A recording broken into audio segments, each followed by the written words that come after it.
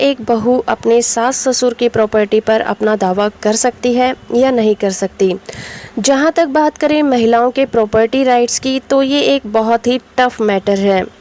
जब वो मैरिज करके एक नए परिवार का हिस्सा बन जाती हैं, तब ये मुद्दा और भी टफ हो जाता है। तो आज की इस वीडियो में हम बात करेंगे महिलाओं की आफ्टर मैरिज प्रॉपर्टी राइट्स क्या होते हैं, विवाहित महिला के संपत्ति में क्या अधिकार हैं। जानने के रिलेटेड एक मामला 2016 में Punjab and Haryana high court में आया था। तब हाई कोर्ट ने ये डिक्लेयर किया कि डॉटर इन लॉ यानी कि बहू के अपने सास ससुर की सेल्फ एक्वायर्ड प्रॉपर्टी में कोई अधिकार नहीं होगा।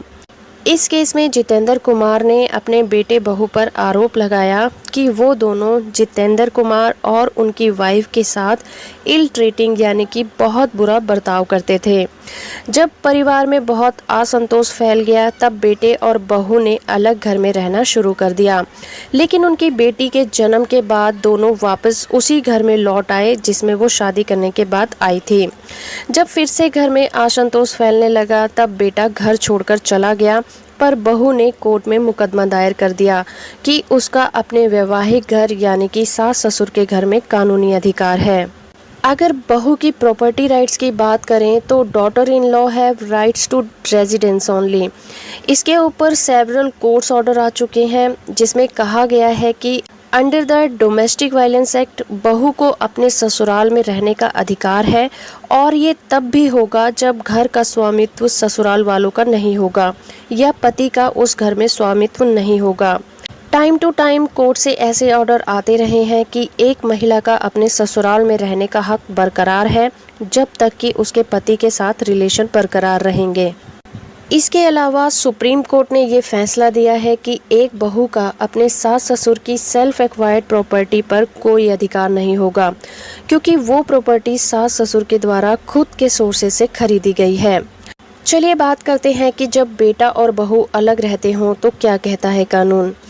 ऐसी कंडीशन में जब बेटा बहू अलग रहते हैं, तब बहू को घर में रहने का कोई अधिकार नहीं है। Property can not claim to be shared household. पर अगर बहू विधवा हो तो क्या कहता है कानून। कोर्ट ने ये फैसला किया है कि एक विधवा बहू के सास ससुर के घर में उनकी मर्जी के खिलाफ रहने का कोई अधिकार नहीं है, अगर प्रॉपर्टी सेल्फ एक्वायर्ड है तो। क्या सास ससुर बहू की मेंटेनेंस के लिए जिम्मेदार होते हैं? According to adoption and maintenance act की धारा 4 के अनुसार पत्नी की मेंटेनेंस के लिए पति ही उत्तरदायी होता है।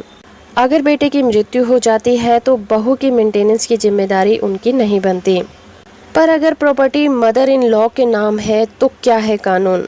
SR Batra versus Taruna Batra case में सुप्रीम कोर्ट ने फैसला दिया था कि ऐसी प्रॉपर्टी जो सास के नाम पर है वो शेयर हाउस होल्ड की कैटेगरी में नहीं रखा जाएगा।